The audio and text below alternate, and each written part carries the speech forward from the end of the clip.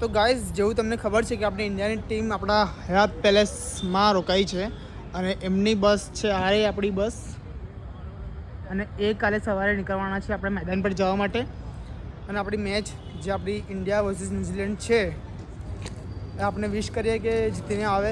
એ તો હંમેશા જીતીને આવે જ છે, પરંતુ આ કંઈક અલગ મેચ છે કારણ કે જે વડોદરાનો ઉત્સાહ છે, જે લોકોના ફેન અહીંયા ભેગા થઈને એમની રાહ જોઈ રહ્યા છે કે ક્યારે દેખાય, ક્યારે એમના દર્શન થાય.